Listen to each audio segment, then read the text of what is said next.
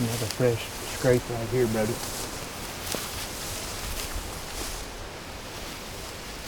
We're getting ready to leave this swamp that we're in and go up into a bedding area.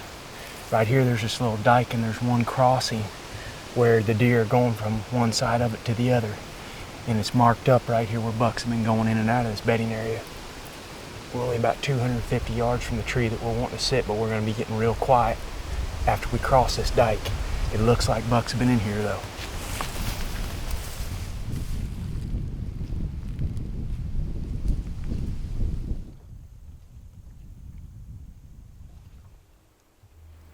Well, Brody and I are finally set up. We're down here in the Marsh unit this evening, sitting in an observation stand.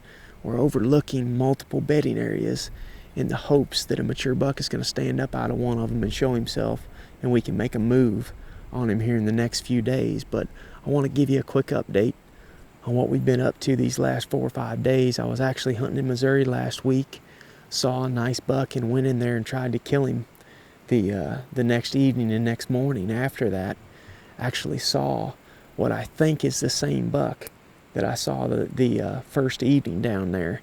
Had him come into about 75 yards. He was actually running a doe, and it looks to be a big mature 6 or 7 pointer, which may not be a legal buck in Missouri. He's definitely a mature deer. Is one that I'd love to shoot, but if he doesn't have at least 4 points on one side, he's not a legal buck. So if he's just a big mature 6-pointer and we run into him when we're down there hunting in the next few weeks, we're not going to be able to do anything with it. But we're back in Iowa this evening. We're sitting in this observation stand. Eric Barber and John Lewis actually found this spot where they were scouting for ducks in here last season. Eric jumped a really big buck out of this little pin oak bedding area right here in front of us. So the hope is that we're going to see one rise out of his bed and show himself tonight, and then make a play from here. We've got similar winds the rest of the week. It's supposed to be anywhere from southwest to northwest, and these bedding areas set up perfect for those winds. So with any luck, we're at least going to see some deer tonight, and then maybe figure out where they're bedding, make a move from there.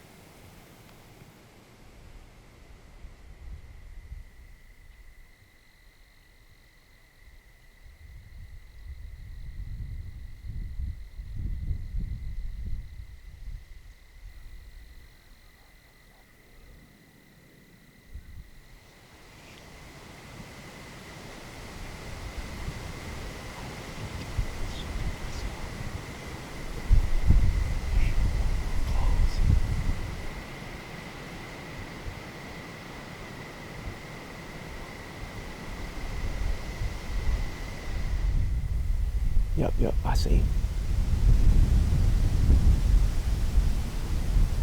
He's way on the other side even.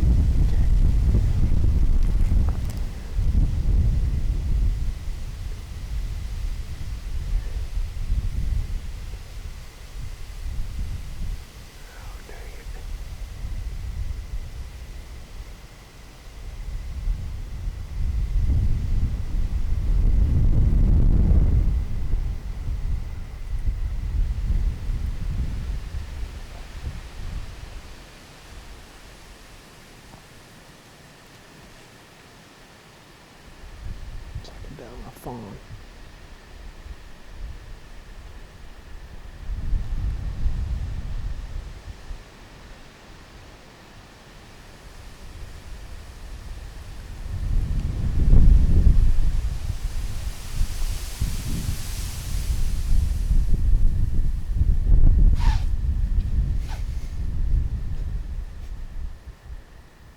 Well, we're wrapping up our evening. Me and Brody are about to blow out of this tree. But we saw a giant buck tonight. I don't know what it was. All I saw was his rack for just a few seconds. And then Brody managed to catch a glimpse of him as well through his binoculars, but I'm not sure if we got any footage of him. I mean, we zoomed in and rolled on the spot forever, so potentially we got a little bit of video of him. But he was 400 or 500 yards away, way out across this swamp. However, we did see him where he was bedded in the direction that he went, and we've got virtually the same wind tomorrow. So we're going to be devising a plan after we get back to Greg's tonight, see how we're going to kill that deer tomorrow or the next night. we ended up seeing half a dozen deer or so. And then right at last light here, we had this doe and fawn come in and obviously bust us in the tree. But we're up in this wide open tree. I mean, it's no surprise that she came in and saw us. We really weren't expecting to kill a deer out of this stand. Like I mentioned in the opening interview, what we were hoping to see was a buck at a distance so we could make a move tomorrow or the next day. And I think we accomplished that goal. So we're gonna go ahead and slide out here a little bit early so we can get the stands and everything pulled without alarming any more deer, but should be in a good position tomorrow night. So that fawn's right there, and then we see this buck and zoom into him. You're just gonna see him for a split second right there. See him turn his head? Yeah, looks like he's got a lot of tying on there. Yeah. But then he just completely disappears right off. You can see him right there. Go back a couple frames. Yeah. You can see his width.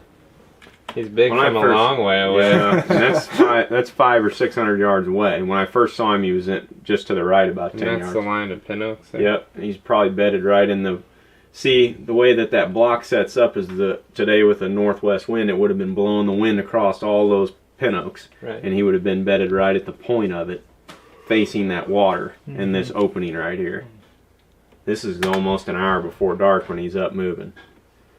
But then me and Brody lose him right there, and he pretty much disappears. And there's that slough that runs up right through here. You can't see it in the footage, but it runs right behind these willows. And these are the trees you thought you were going to be able to get in. Yeah, I can see a couple maples right there that I'm sure we could get into right behind these willows. And that's not close enough to where he was? I don't know. I mean, maybe. I'm assuming that he's right in the edge of these pin oaks, bedded. Well, if they're walking the inside edge, if those are dried up and they're walking the inside edge, you might be all right. Yep. And it's going to be blowing 15 or 20 miles an hour tomorrow. If you're ever going to get close to one, it's going to be on a day like that. Same direction wind tomorrow? Same direction, yep. That he was bedded there on today.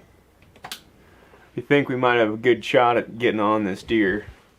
The more we're looking at it, the more appealing this spot looks. Especially with 15, 20 mile an hour winds tomorrow. So we may either try this spot in the morning.